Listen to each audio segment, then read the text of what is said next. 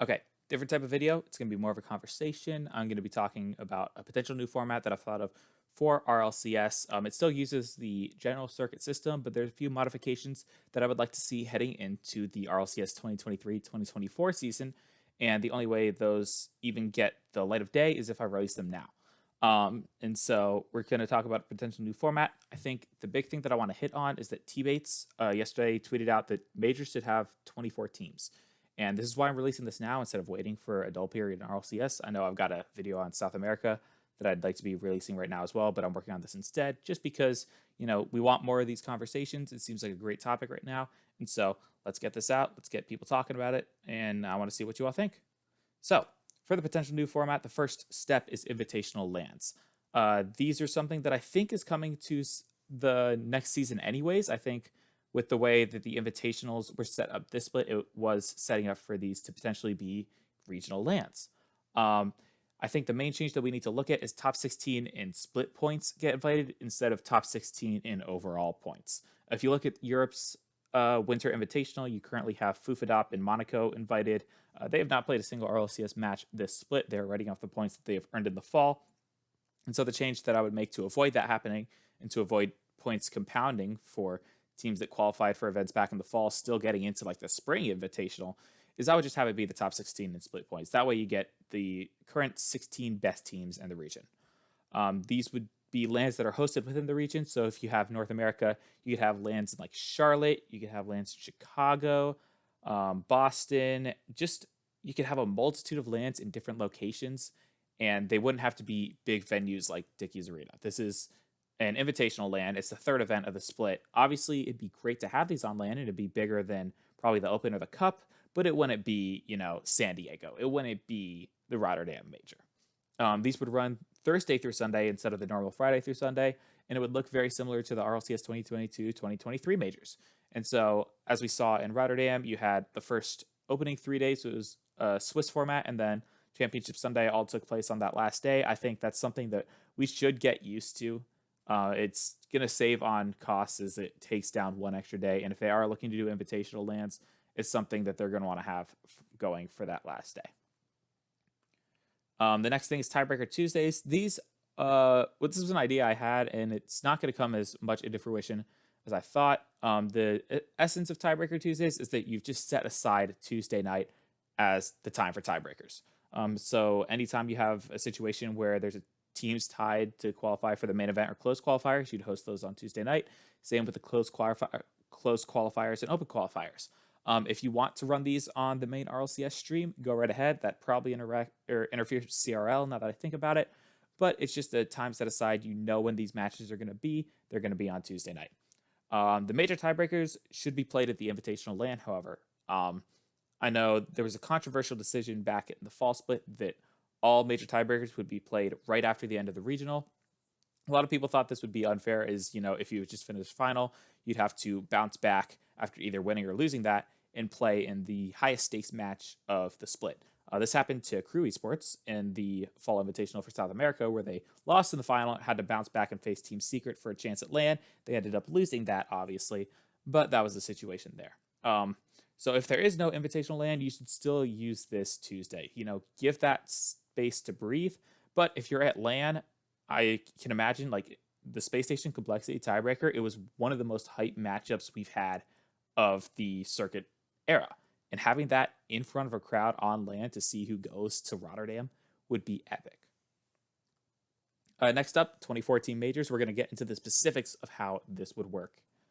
There are several options for a regional breakdown. The first option is kind of major region heavy, where you got 7 NA and 7 EU. Meanwhile, you got 3 OCE and SAM, 2 MENA, and then 1 APAC, 1 SSA. The next option is a little less heavy on the NAEU, where you've only got 6 of each of those. Then you have 4 from South America, 3 from OCE MENA, and 1 from APAC SSA. That's 1 for each of those regions with the slash, not either one. Both of those end up totaling to 24 teams. But that being said, this second option is my favorite, but I can understand not everyone is this high on South America. I anticipate South America getting closer and closer to a major region as time goes on.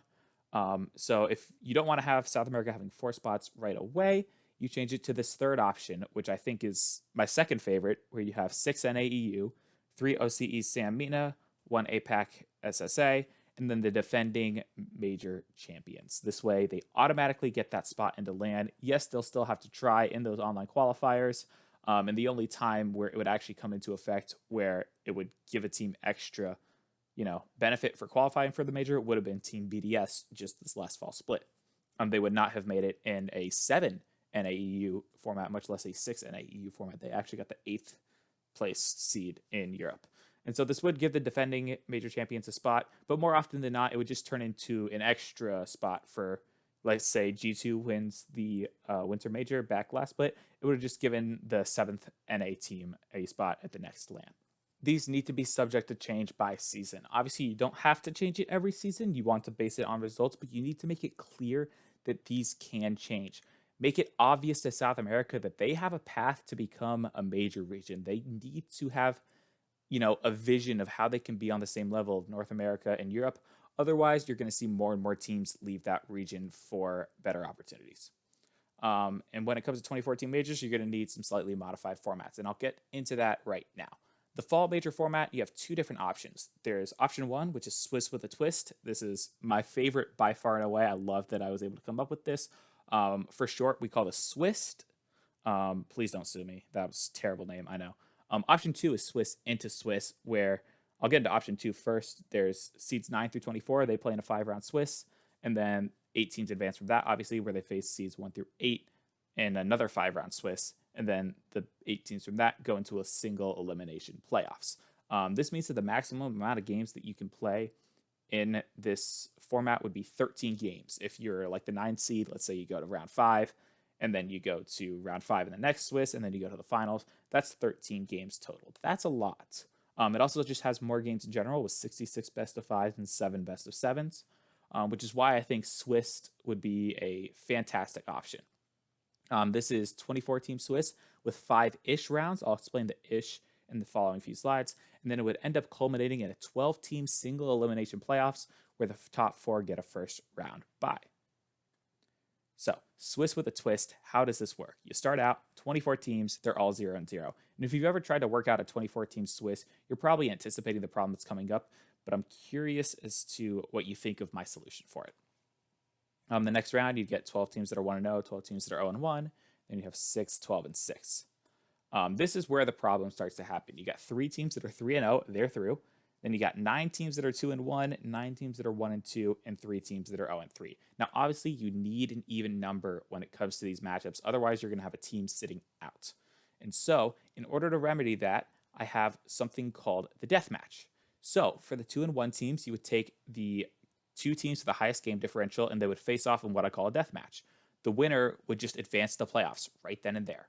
The loser would go back into the Swiss system, staying with that 2-1 record. Essentially, this game doesn't count against your record, but it gives you an opportunity to qualify for the playoffs. On the flip side, you have the teams that are 1-2. You take the lowest 2 game differentials, and they face off in a death match where the loser gets eliminated. So if you win the lower death match, you still end up having that 1-2 record, but you fought to stay alive. Meanwhile, that one team from the death match gets eliminated. From there, you have 8 teams that are 2-1, 8 teams that are 1-2, and it works itself out rather nicely to end where you have 8 teams that are 2-2 for the finals, and so 4 teams go through 3-1 and 4 teams go 3-2. This actually makes itself even better when it comes to the playoffs. The first round is a best of 5, and it's the seeds 5 through 8 matching up against seeds 9 through 12, and it just so happens to work out where a 3-1 team is guaranteed to face a 3-2 team. Along with that, the first round buys goes to all 3 of the 3-0 teams, as well as the team that won the death match. So a little bit of extra incentive to win your games with the highest differential possible and still win that death match for that first round buy. From there, it's best of 7s, you know the drill for a single elimination bracket. The Winter Major format, as you have 24 teams, it would become 4 groups of 6. For this, I would have the top 4 advance to a playoff bracket and the bottom 2 get eliminated. That way, most of the matchups are still going to have stakes. Sure, you might end up with a 5 versus 6 in the last round where both teams statistically know they're eliminated, but more often than not, every game's going to have stakes to it. Rounds 1 and 2 are best of 5s, while the quarters plus are best of 7s, and it so works out that you have the 3s and the 4 seeds playing in the first round, and then the 2 seeds get a first round bye, and the 1 seeds get 2 buys into the playoff bracket. So 1 seeds automatically get top 8, 2 seeds automatically get top 12, and then 3 and 4 seeds fight to make it to the top 12, essentially. You can see I've worked it out where, Group A would face, if, Group B and D face off in this bracket, and then they would move to face the 2-seeded Group C, and then the 1-seeded Group A. I've worked it out so it's generally about seeded right.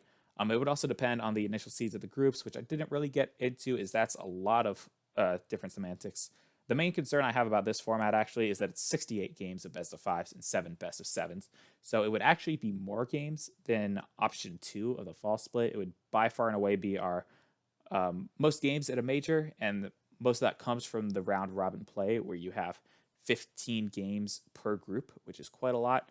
But I don't really see much of a way to avoid that unless you went to 8 groups of 3, but that gets really even more complicated, I'd say. The spring major format is a 24-team double elimination, and the top 8 region points get buys. And so this is a format we've seen exactly before in the RLCS, back in the winter split of the RLCS X season, where we had 32 teams in the fall split, 24 teams in the winter split, and 20 teams in the spring split. The 24 split had the double elimination format. We've seen this exactly, and I think the other important thing to note here is the top 8 region buys or region points get buys. At this point, you've had 2 events in the season. A general top 8 when it comes to regions, and it's not like these buys get teams higher place in the tournament, as if they drop that first matchup, they drop into the same round as teams that lost in the first round. And so essentially, even the 1 seed could get 17th through 24th in this format. The next thing is the expanded bubble support. I think this is something that the bubble scene has been crying out for a very long time and needs addressed. And so I have gone in and thought of a way to kind of spice this up, give them more opportunities to fight against high quality teams in hopefully Psyonix sponsored tournaments. If we look at the current calendar, there's a lot of just dead space in between the Invitational, the Major, and the Open of the next split. If we do the math, we can see there's a 24-day break in between the last Invitational and the Fall Major, and that's not even considered an off-season. That's just a 24-day break from Rocket League. And then after the Fall Major into the first Winter Open, that's a 46-day break. Granted, that does include holidays, and we do want to keep those as holidays. But if you look at winter to spring, there's a 31-day break in between the last Invitational and the Winter Major, and a 25-day break in between the Major and the first Open. So technically, the off-season or the trade window is actually shorter than the break in between the last online play and the Winter Major. And so everyone's complaining about how short the off-seasons are. Your time is right here. And now I do understand you need time to sort out visas. You need time to travel to the major, set up, boot camp, etc. And so that's why I think these time periods where you have a 24-day break, 31-day break are perfect for bubble tournaments. This is where we would introduce 2 different tournaments. The first one is the Challengers event. This would be in between the Invitational and the Major. It would not include major teams, as they're focused on the Major. And it would be 24 teams with the Major format. The top 16 teams would get invited. If there's not 16 teams with RLCS points, you look at teams' closed qualifier results and kind of base it off that, who gets in. From there, you would have open qualifiers leading into a closed qualifier where you'd still have the 17 through 32nd seeds facing off in a Swiss format. So essentially, this covers almost the top 40 teams, as there's going to be 6 teams preparing for the Major and 32 teams at least making the closed qualifier for this tournament. The incentive for playing in this tournament is obviously there's going to be some sort of prize pool. Hopefully it's run by Psyonix, but the winner actually gets a spot in the closed qualifier for the next Open. Granted, most of the time this is going to be going to a team that is 9th in RLCS points, that's 11th in RLCS points, somewhere around there that's already actually qualified for the closed qualifiers. But it gives a little incentive, gives teams something to fight for extra, and it doesn't really take away too much, is then the open qualifier number, the teams that would go through from the open qualifier, that number would go from 8 to 7. The next tournament is the transfer tournament. This would be during the transfer window. Major teams would be allowed to participate in this, although no team actually has to accept their invite into this event. That way, if you are, wanting to take a break after the Major, you don't have to qualify, but it's a good time for teams that went to the Major who are considering a roster change to trial that roster. This would be 24 teams, major format as well. Same format as the challenger events. And winner, again, gets a spot in the closed qualifier for the next open. So if you look at the updated calendar from the fall to the winter split, challengers, I actually want this 2 weekends after the last invitational, so that is a little bit of a typo. It would be from November 25th through the 27th in this year's calendar. That way there'd still be space in between the challengers and the fall major. And then the transfer tourney would take place from the 6th through the 8th, with hopefully the transfer window extending to January 15th, as the transfer window for the winter split actually closed on the 8th, and then we had 3 weeks before the season started. So there's a lot of dead space there where it's technically not really the off season aside from that break. And so I think you could cut that down to 2 weeks, and you would still have this tournament where you could trial new rosters and see what you want to end up doing for the next split. After that, you have the winter-spring split window. Challengers would be March 17th through 19th, winter major, and then the transfer tourney would be April 21st through 23rd, and you would extend the transfer window to April 30th. This is a bit of a shorter break, and so I don't really like there's only a week turnaround in between the end of the transfer window to the first open, but hopefully you might be able to push that back for future seasons. Obviously, these are trying to squeeze in events to the dates we have for this season where there's not events happening. For the next season, you could update the exact weeks that these are starting to accommodate for these tournaments. The next thing I'll mention when it comes to the challengers and the transfer tourney is that Europe and North America would be on the same weekend. They would both be 2 weekends after the last invitational. Obviously, normally Europe and North America kind of alternate, and so when it came to the fall split, Europe was the last competing region. They competed from November 11th to 13th, and so challengers would be the 25th through 27th, but Europe would go in the East Coast morning, and then NA would play in the East Coast evening. And so you'd have 2 different broadcasts on the same day. It'd kind of be like a big event for everyone. Team streams would still get to be involved. So primarily, like, you have your organizations like Dark Zero, who have never made the main event. SK never made the main event. Huge orgs that just aren't getting that limelight. This is a perfect opportunity in challengers and transfer tournaments to actually, run those team streams, run a tournament, get your team some exposure, get your team some experience, and, not have all the stakes, but still get a lot of the exposure. Worlds, in my idea, stays the same. I loved the wild card feeding into the top 8. I thought it was perfectly set up this season, and I wouldn't actually change it. I know in T-Bait's tweet, he mentioned that the number of teams at Worlds should go down. I kind of disagree with this take at the current moment. I don't think that's really necessary. I want to see how it sticks with that 24 team, bracket. And so in a summary, I have all of the main attractions of an RLCS season. These would all be Psyonix sponsored events, and essentially I've color coded them so that white is basically the inter-region play, gray is non-official RLCS events, and then the blue is international majors. So at first, top 16 qualifier. I think this needs to be revamped just a little bit, have that Psyonix running stream. It's one of the most exciting days of the split where you get to see these rosters in action for the first time, and I think it deserves a little bit more limelight. And so I have the top 16 qualifier in here. After that, you've got the standard fall open, fall cup, fall invite. I have the fall invite in bold as I have bolded all of the different lands. And then after that, you'd have fall challengers and then the fall major.